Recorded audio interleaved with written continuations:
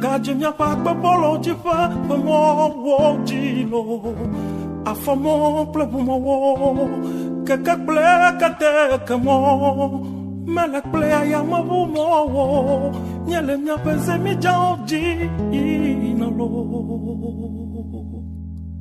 na plomi dedie na plomi ba fa fa de no buye ba ke ya ga bion mo khame Vovovo, tu peux pas nous cacasia nous l'omau. Signor na tuenami, si so kumya na tuenami, nena de badale menami. Le nusiano si mia bio merde. Signor na tuenami, si so kumya na tuenami, nena de badale menami. Maugan.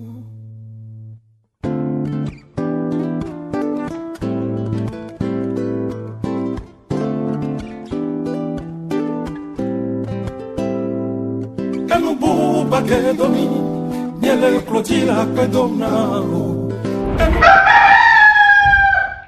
Nobi didi peru polao no agbakebe pometo ndondeke nami galo jibe mi fona msesere njam fon eye emgwe gbake ya agbo agbaje amenu vivi agbasu mi asi ndeke abe mi agba won ndeke antido ndeke ti andeke ke mawuna mi amidola won antido nwere roa akontale mediana kwa nenu akelekea ochan pobilike ya de afuaro ne akonta na gbe avaroa ya na akonta nwero kwa nkaro jibina micha nyeto abe akwa no agbakebe wona eye yo aplan soto opatame wale ndeke ya ni matiti afona nyo mia yedi zereka mia se habereka ke la peru mia tibe mia dakpe na ma won so patatoa mia glone be ye pe ni mawu ni ganto eni gantoa amede pe ngbalele nkoni ori pe ngbale gbe domenio no yi pa me to chan o ja oni na wa oyo na ma wu si opatato bubu pata na ne be ma wu kanwa ndeke ya still count ela no mi agbo mi na to mi ma wu si opatato be na ele gande eni ma wu gan you are great e ha gbe ya mi ase mi so da pe ne mi atrobo.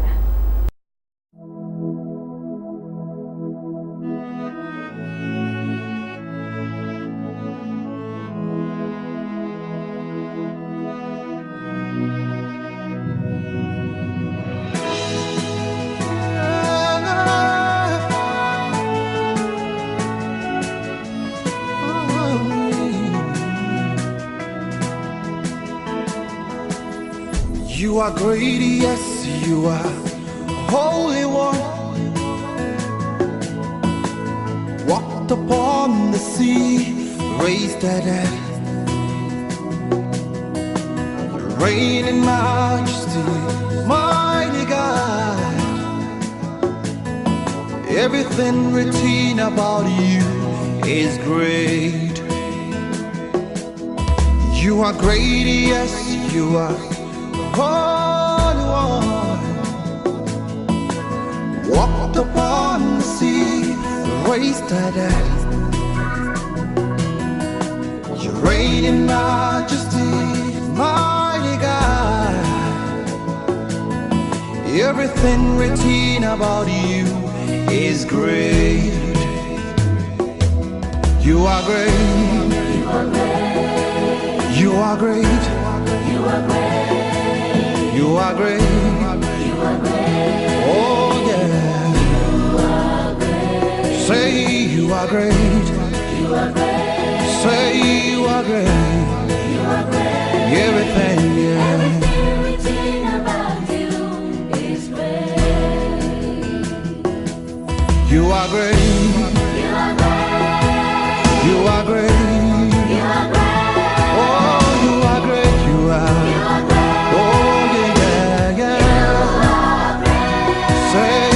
Great you are, worship you today. Everything about you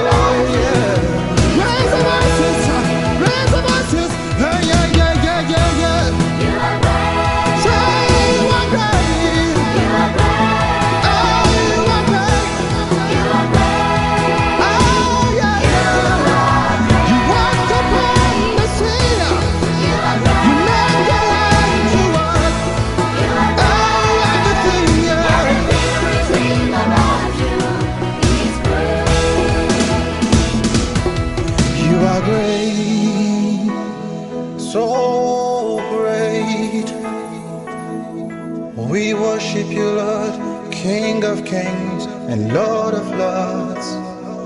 Oh, so great you are, doing marvelous things. Everything about you. Yeah. I love you, Jesus. Thank you, Jesus. I love you. Oh, I thank you, Jesus.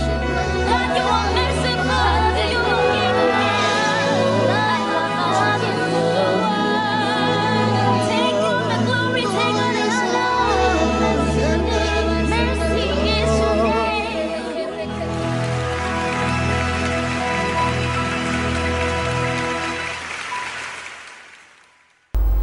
Enyo mi dakbena Steve Crown do hagbenyo yata nkaro jibe ehaya pero mi anti ndekaya mi do akbena nusion patatwa kwa ndekaya milagba ido miabe musosoro odi milagba ido miabe wono ko pere lo mi anti gbese agbegbe na mi planande so pe na eko mi nyasan kwa lendekaya miagero amedo ku ijajarado be wona me wona ya ke pena lo mi anti bena mi plan ugere so kunaro miabe nono me onti miabe jajarado onti miabe dawo miabe nkumo nyaba gbase onyabe ndodo keke ye no gbo mi ponale amedo ku ijajarado be wona me ke won egbe apake milagba nonio milano nkume jazaro bakpaji leke mila o maquillage do leke mila janya be nkume ro bena ni mije modia mianya po na mewo ego manji bena no onto de ko le homea oni doku otoro oni doku oto onto pe la po doku la perfume allo e fi o de la po be o mama e yanyo o papa e yanyo fo no to ji modia o manyo onto de kato ameko keke o le moji vale ya o le jano po o le jano le nguri nontio le kameya le do ameya de le kebejira be kwero e won pata mi pona le e ya wona ya mi ke wa le de ke ya ni be viki ma le so be ma godware ne so na mo betata o la mi ne mi akoda. En tout cas, une belle solution. On va enlever ça, le papier mouchoir. C'est vraiment collé, hein, regardez. Là, il faut que je puisse vraiment bien tirer. Ouh, regardez-moi ça. Ouh, voilà, enfin, je l'ai enlevé avec Instant Flawless. Très bien, je le sens super bien.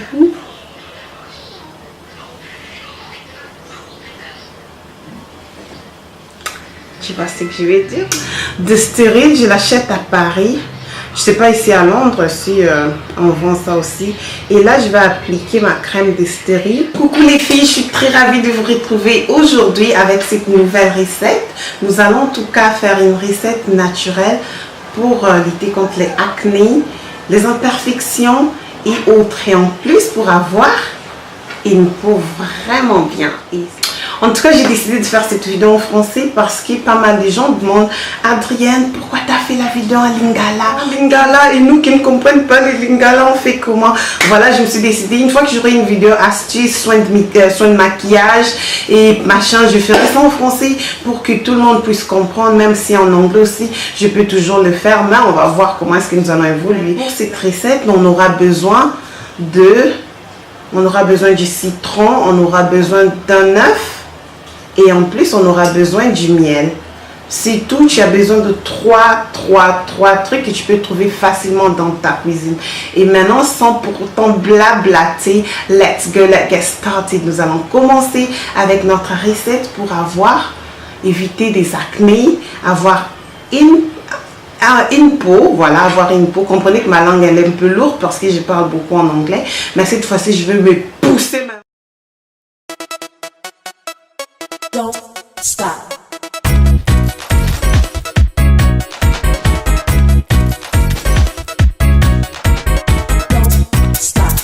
Don't stop. Don't stop. Don't stop. Don't stop. Don't stop. Don't stop. Don't stop.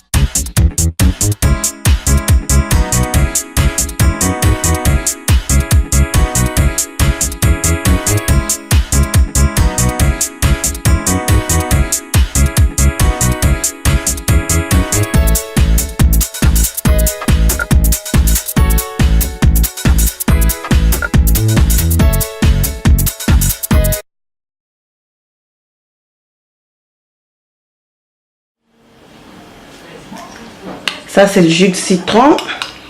Prenez juste une cuillère. Et puis, c'est bon, on mélange.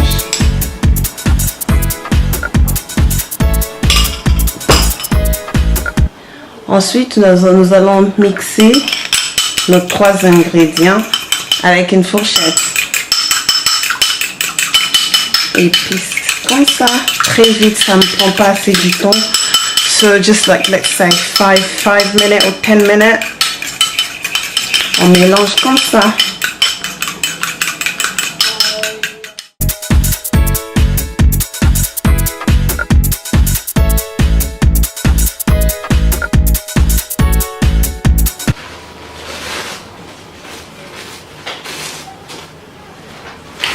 Ça, c'est juste le papier mouchoir que je sépare là.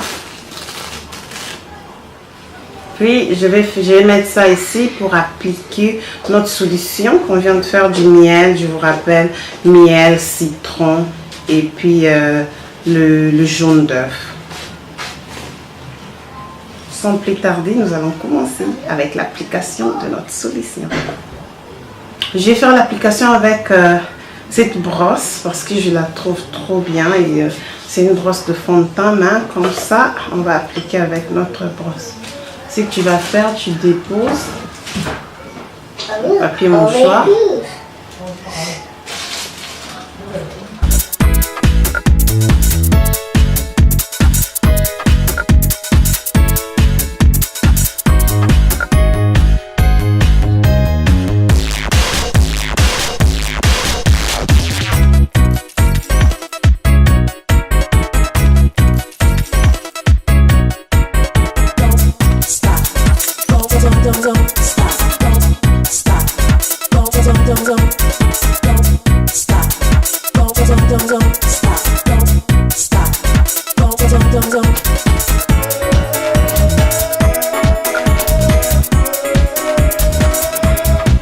Voilà, après avoir fait notre mélange, je l'ai appliqué. Maintenant, ça commence à couler sur ma peau. Je vais attendre pendant 15 à 20 minutes. Après, je vais laver. Je vais partir nettoyer la face et puis on enlève ça. Après, ça va me donner une très belle peau. Là, je ne sais pas bien parler parce que ça commence à serrer déjà. Ça serre les visages au fur et à mesure qu'ils sont en train de, sécher, voilà. So it's getting a bit hard. Je reviens bientôt après avoir pris ma douche, après avoir lavé et puis on va discuter après. Voilà, après 15 minutes, c'est vraiment sec. Tout est sec là, très bien. Et puis je sens une petite sensation au niveau de la face. Donc voilà, ça me fait du bien parce que je sais qu'après, lorsque je vais laver et j'aurai en tout cas une belle solution. On va enlever ça, le papier mouchoir. C'est vraiment collé, hein, regardez. Là, il faut que je puisse vraiment bien tirer. Regardez-moi ça. Là, je suis en train d'enlever ça. Vite. Regarde comment ça fait.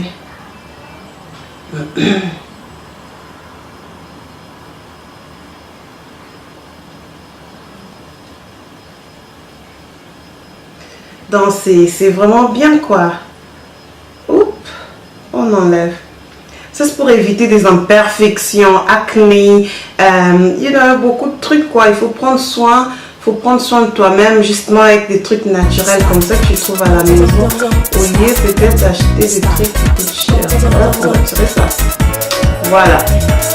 Je passe à la fin. Voilà ça. Ne me colle pas. Come out. Ouh. Voilà, enfin, je l'ai enlevé avec... Voilà, je suis sûre que vous-même vous avez senti la différence de lorsque on a commencé la vidéo et maintenant, I have a flawless face, my skin is so flawless, I'm really happy for this. Je suis vraiment contente avec le résultat. Là, je vais prendre ma serviette et puis voilà. Ooh, I feel so good. Je me sens vraiment très bien. J'ai pris ma douche et consort. Et après avoir fait ça, je vais appliquer cette crème d'Estéril. Je suis sûre que la caméra va faire justice. Hein. Regardez, c'est ça. D'Estéril, je l'achète à Paris. Je sais pas ici à Londres si on vend ça aussi. Et là, je vais appliquer ma crème d'Estéril. C'est une crème pharmaceutique, tout ça, team d'Estéril, team France, team Paris. Voilà, je vais appliquer ça vraiment de trop parce que j'ai aussi envie d'hydrater ma peau et puis je vais le mettre pour. Voilà, je vais faire simplement comme ça. Je me sens absolument fantastique. Voilà, j'espère que cette vidéo vous a plu. N'hésitez pas en tout cas de la liker, de laisser vos commentaires. Et on va se retrouver sur une autre prochaine vidéo en français, toujours avec des astuces. Maintenant, j'essaie de vous ramener des vidéos astuces. Regardez-moi ça. Ouh, flawless, regardez. Ça, c'est vraiment du bien. Justement, il faut avoir l'habitude de prendre soin de toi-même, des soins de visage et tout ça. Tu verras, tu vas éviter des boutons, des imperfections et autres choses que tu ne désires pas avoir sur toi. Hein, toi-même, tu sais que les boutons là, les boutons c'est pas assez bien. Il faut combattre les boutons, il faut éviter des... Enyo mitra bova no metata o yemi ko ndeke ya wale ke mila trado mila apose mi anto mi apose mi me maquillage o yen gba hian be na mi agba ya fido e cha hian be mi ya fide ne wa gba we na mi nwede so voa na ni bo mdo ga me wa lo tam la si o be akutu ayi agbo wa onto la te we lode ayi fiko la ya agbo ke ngbo we ava putu esthéticienne bo alo akutu ya ko wona ne be to wa bobena wachra muluna encourage na mi plande lendeke ya so kudo eyonti nya se hagbe de kan de kan ya boris kate be hagbe ebe nyima gba we ko e hawa yemi la se de kan ya e hawa mtoedi to mto gbena ameko pata pona no agba kebe wona mto gbena mi nyemu kono be mama kom to kele zangela monji la goera mto gbena kudo evio keke apene ele nabe ndeke si andeke ya adomu na mi o mi to apene ndeke ya ne nyi be ntole mo agwa ne sokodo brisket be ha gbe nyo ya di nya se ha nya to ba.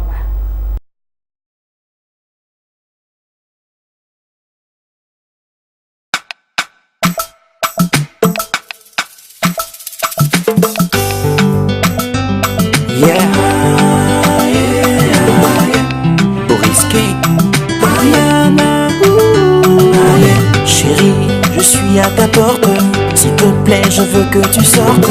Oui, mon cœur, tout ce qui m'importe. Oui, c'est toi, je veux que tu m'écoutes. Je sais, je t'ai souvent menti, mais toi, tu as changé ma vie. Je serai ton ami, ton amant et ton âme. Chérie, pardon. Baby, bonne la nuit, la soque jour. Ni ma baronne, et puis que toi, Dalika. Iwana nudeja Kabina magena Obena mde kukula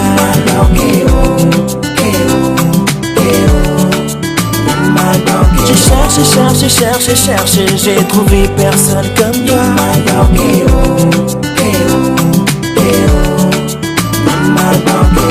On les clous, tu les découpes.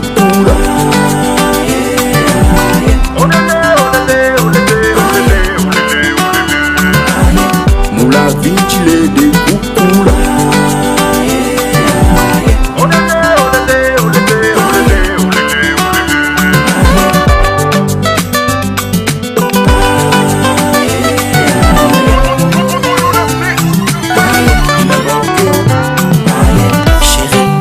Viens dans mes bras, bébé, embrasse-moi. Suis-dit, enlace-moi. Chérie, abandonne-toi. Je ne sais pas comment te dire que je t'aime, que je te vois chaque nuit dans mes rêves, que je veux faire de toi ma reine. Baby, ne brise pas mes rêves. Je ne sais pas comment prouver que t'es la seule. L'illusion, mon cœur, ma moitié, mon soleil, ma mélodie, mon arc-en-ciel. Et toute ma vie, tu me viens du ciel. Je veux que tu sois la mère de mes enfants, la belle-fille de mes parents. Je serai là pour toi, où que tu sois, même mon père. Chérie, pardon, baby, pardon, la nuit n'a sans qu'un jour. Ma balle, et dis que toi, Dalika. Yona nous dit, Kabina, Magdena, Bena, de Kukula. Béré, béré, je cherche, j'ai trouvé personne comme toi.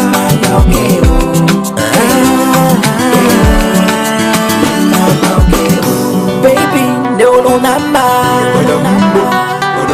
Ma blonde original boss et de Wade, no benama. Dès qu'on va passer, mon cou non bériqué. Pardonne-moi et accepte-moi, je serai le meilleur pour toi, baby. Oh,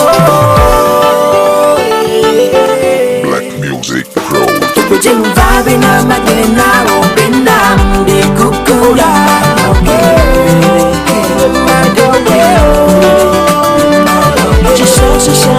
Je cherche, j'ai trouvé personne comme toi.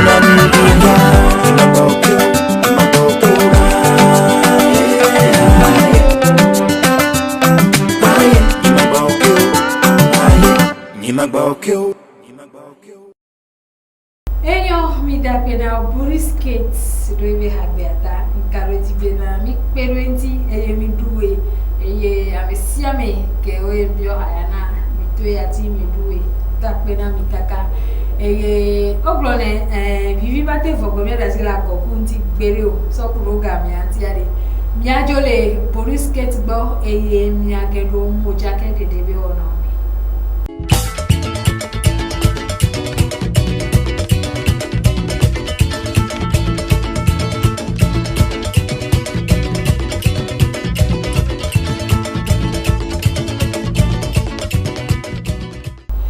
Jabe de debi wona me migenu boye awinyo dadanyo nonyo ogbenyo ebe ka me pa do fo ya mi do la ko mi do la haya mi ade ble me vide alo nene ya ke wa ndeke ya mi ade kuna e go to bena kono so no mi tata ko la pelo mi anti ye mi la te mi ade konu mi ade to jijole mi aroko e mi ebe klawa po jijole mi amea mi so no tata o dami mi akoda.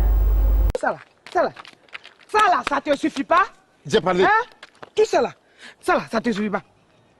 Moi, je n'ai rien dit, hein. Je n'ai rien dit. Mais pourquoi tu vas chercher dehors? Je n'ai rien dit. Tu vas chercher dehors pourquoi? Est-ce que j'étais au dehors? Allons. Faut passer, passe devant. Quand tu as parlé, j'ai parlé. Avec ça là, j'ai dit quoi? On vient à la cabine. Oui. Je ne sais même pas pourquoi tu es pressé et puis tu bavardes. On est là. Mon ami! Non. Laisse ça. Attends, c'est moi qui t'ai découvert. C'est moi qui... Filatré? Toi-même, Brouhaha. C'était mon bureau, tu avais écrit comme ça. Faut pas m'insulter. Laisse ça là. Tu veux te battre là, il va pas lire la lettre là, non? Mais pourquoi me dis Brouhaha? menti. Mon frère. Je veux du silence, hein. Pardon, faut lire la lettre là pour nous. De lire la lettre là? Oui. Tu as 1000 francs pour lire la lettre. Pour lire la lettre, seulement 1000 francs. Attendez, quand mes parents me mettaient à l'école, et puis ils ont payé l'école là jusqu'à ils sont partis à l'université, qui va rembourser l'argent qu'ils ont mis dans mes études? Non, il n'y a pas de problème. Il faut que la vérité... Je n'ai rien dit. Parce que ta femme m'attendait dans une autre chambre, hein? Dans le même hôtel. Attends, dans même chambre, hein? Même hôtel. Je continue. Je me suis caché et j'ai rejoint ta femme.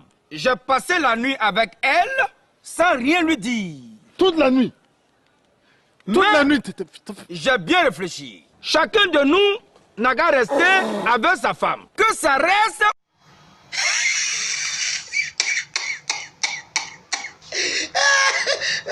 Ya ya ya ya ya ya ya ya ya ya. Enyo mojake de debe wono wawe miko ba ibo wan karo dibi amele ko nule ndeke amele ko jijo e amele chan to bobe na jijo amule ti ame tututu voa ekpe kaka eso be adegi ya to ari ekwe won mi ajira nudo enti ko e miledo ke wa ndeke ya nda pe na mi kaka be na mi no mi agbo kaka vase wole be ya mi agbase hagbedeke nyabase hagbedeka hakimila se ndike ya eleso miebe hadito bibiren bo bibiren kaka ebe yedisa ne sato ya mingba fo yedisa ye ya fide pepe vo ipo benu kejo afide pe mu fo de pe to mu fo mi be no se mu le togo togo mu le ni ono se mu Ghana to chobe Ghana le se mu le fudu va togo se mu le fudu i Ghana. Yo vote tobe mi agbova la mi agbova we patogo tobe mi yo vote la fifia de fika ejo fama e ka ejo nyo no vine te pele ka na ridoro e be so na fu fiko dangerous fu nu we nyinado afide mu fo nya se bibi ren be ha ne troga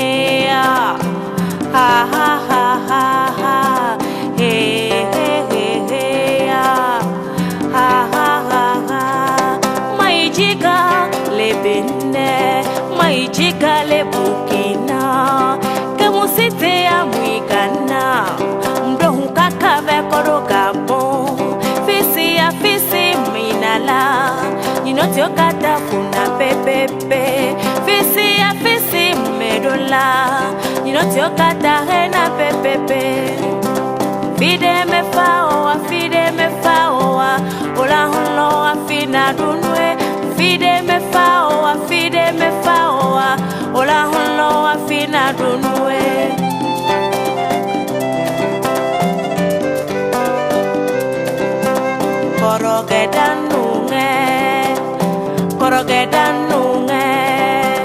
Korogedanunge Mkocho iyo sara kamonanya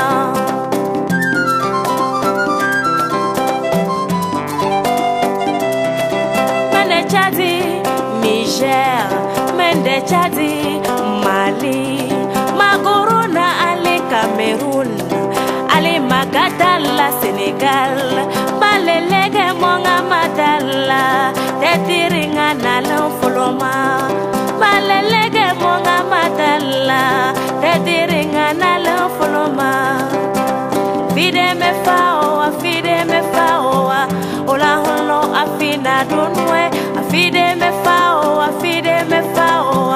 Ola holo afina dunwe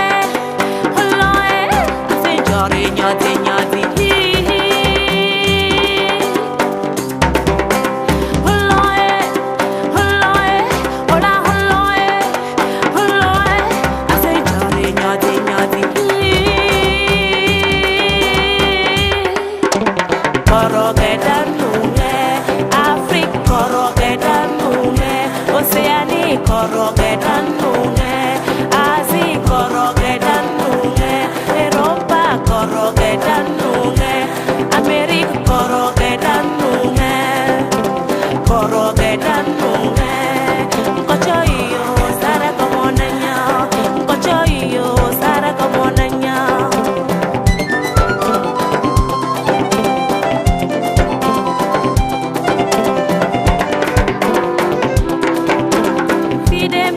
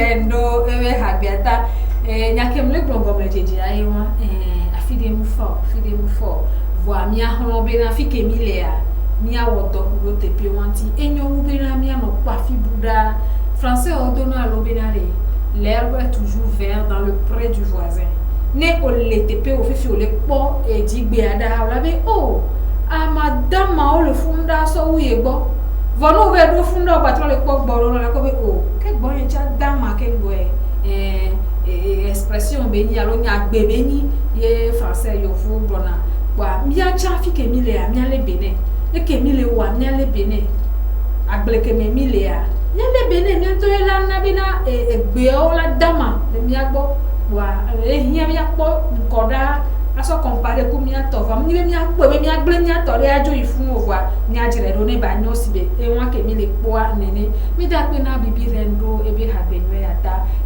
ha ila problem mi na ke ro e ha do me be no be wa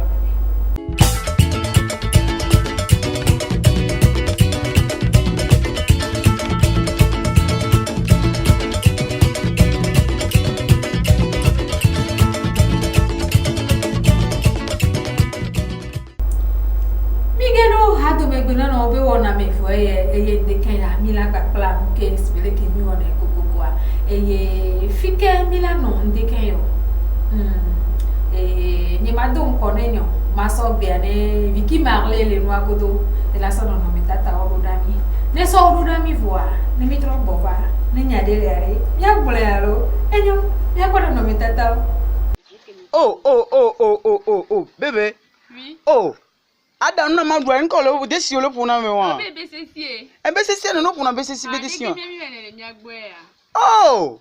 Nke o mle ko bebe. Enu akoda me be sesie si enu to sha e hamate du nu. E ha dwie be sesie agbara ma doku be me ni bagatro no. Ah o nu wo mla. Bebe poti agbon na ina ogbo. Mi trogbo falo. Ma wi bebe o. Si bele ka me de bro nene. Eno ba ke be po meto mi trogbo fa.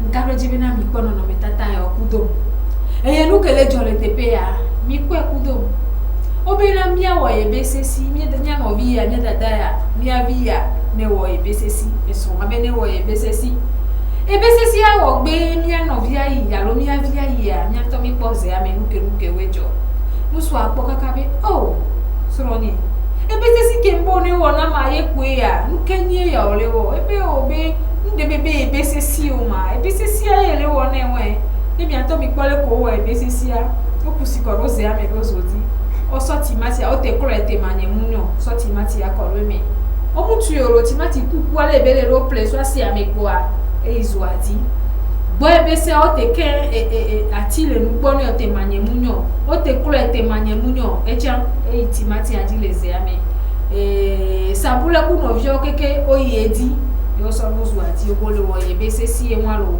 ke no so abe ya gble be o be ne gbonji de ne ko yo won le yo ayo gbe won le gbe gba ku ibudo me fi pa elezo mi ato e di koko e fo a munyi mu ako e di koko e va munyi mu ako nke ti mu bro ya do mi la se zere ka no so ale gbo be yo o munya ne pe nto da do re ke won ni ni ya pote agba na idila ogbo no vinyo enonyo etonyo dadanyo luke ina jojo gbe on asugo egbegble voa mia no mia mama o fio mi bena no nu aya asugo papote agba na ebe ne gbova do ede alo de ntia npebe nya benina na po me apata mu ni be meke igbo ayo na po me apata Bon, nous qui mis la chambre les filles de qui nous qui mis la plo nous pas plaquer mis la deto les enyaya nous ya Québec pour fifi ya même et que ni bena mi avino mi ale nya bi fi osesere mi ale o dara do ponu e gbe fifi ya vino nous vin batele no do ponu o e vino nous vin batele le papa fifi e no la be so si pe bi na nani pozo ana na no ponu ke mlewa ye be la nani la pozo a o mpale o ke gaz benya ava jani fifi kwa e vi fa gawo me mio be gamea ke yo so si pe bi nai yo so papa le pozo awon o le po nu si anu kele ya nu si anu kele ize ame o le po eze ke kadwa papa le lo me no le pozo a nku vi o ke le desi ame e no wala kote le danwa Mkufi okekele no wadi, kunu kebele wadi. E wana be zereka, ole plan ke yon tong nyewa. Dua ole kwebe, ke do ga mama ko be sedwe me. Ole funa papa la lo me no ole poe.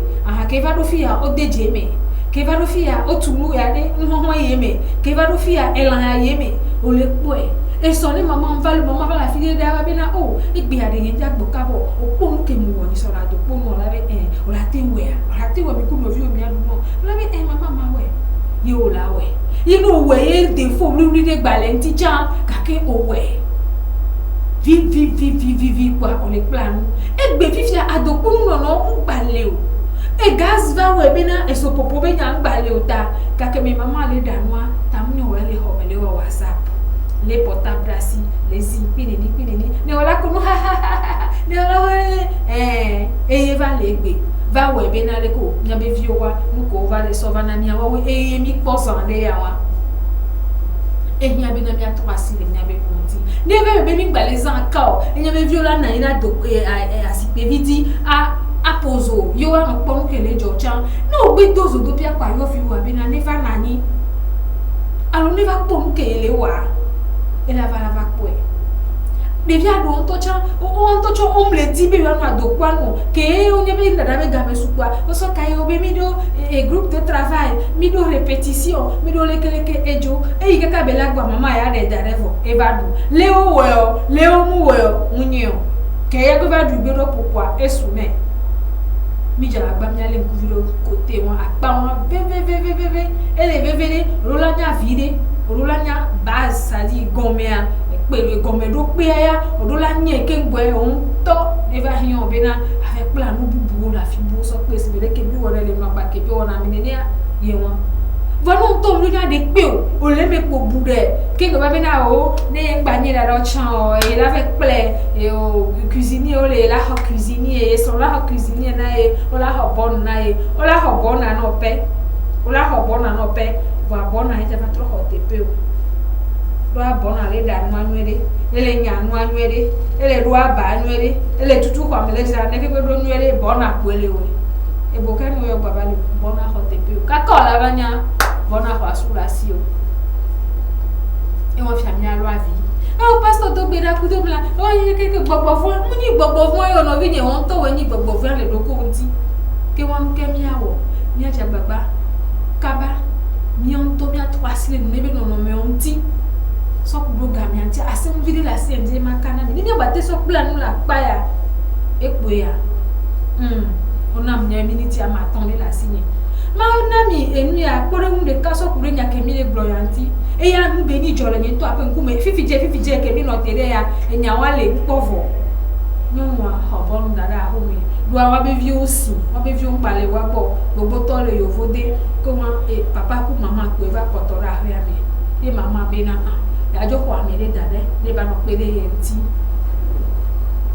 ame ya ko ve ho ame gan ho kususu be na ndo baba jo ame gan ho ke tv fe po yo ho fa dada ho me kame ya e ya ngba o tu gbede fi wa gbo be ndele ke lava jo vo aga ki anu ke jo ayi pe won ki mama ti te vide be ya ipo mo ya mo divide ya ba ya ipo e be viewers be consider venene ya goa kaka mama la goa bonu ya go hodara e be ni no dan ni no jira ho medoa e trosu maka mama bova no ja ya simia bonu ora so gada e la ya sia me la ba dan la kana mama ngbado dro la do ho me no kejo o mi ni aho ya dara na mama Tonyo, mi o ke dona be yo mi la ba hobon o mi la ba ho cuisinier enya we won lo o la ba hobon na pepe o la ba ho cuisinier pepe nu ka ya to so me na o amero cho to ni bina o ni am mo na do ni bi ndana nu voa enu nyanya ya o ni mate nyolo enu nyanya ya ho na mo va nyana nu na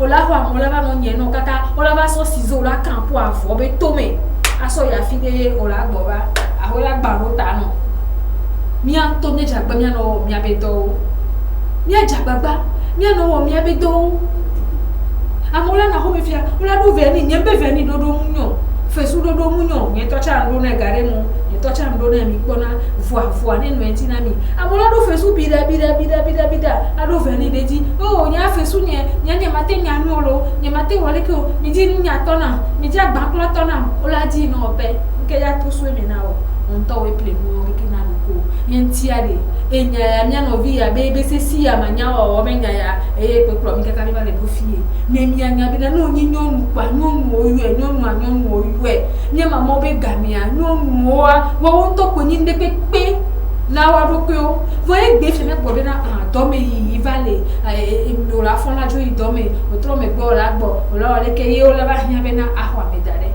e vo ga ke no to bi le do ponti ade o ma ahwa me dare o ne so go do ade wa ba kon apo afo be to me be o ja nya nu na we won o so ika ka o gbo po papa nya o la so a be na enya bo ke no le na mo jo yi do a o fe wo ne kwivo no vinye no do la fofo me gane on to anonye kaka bela ko gade yo la le si ai do me ade nye wenene ne do consider gbe aro me la gbe on to la no click de wenene amedo on to chawa so wa kafla on to mpenya na wa be go me bodo be to be do bo re dana de yo va nyana na wa o la be na me bu ne ba nya wa chana yeso na ya point d'interrogation pour dire c'est amisa me ne do enti ne do kwe ole wala na mo be na gamia elili gamia yi mia de rofia for mi la bavanya ya dinya ya npo fodwa emusu gbo le to so be ko le gblemu le mia nyon monti ke won mia de ya lo tepe ya mia de rofia ne mi gbatro va ka bu meja mia baba so ye do alotena egbebe ma ba kebe wona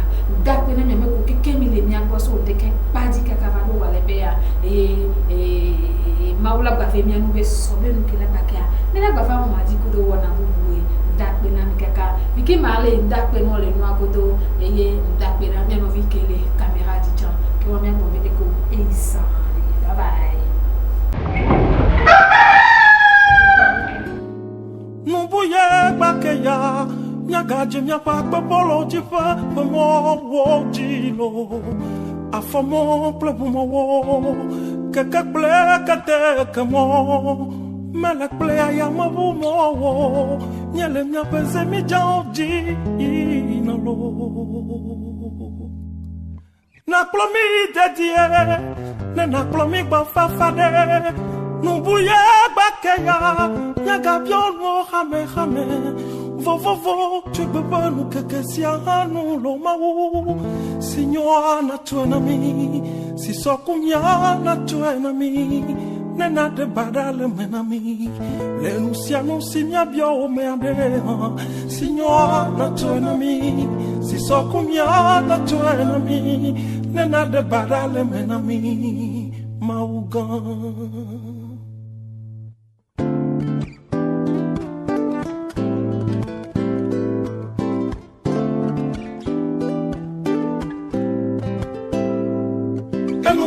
Bagedoni, niele clotila pedonao.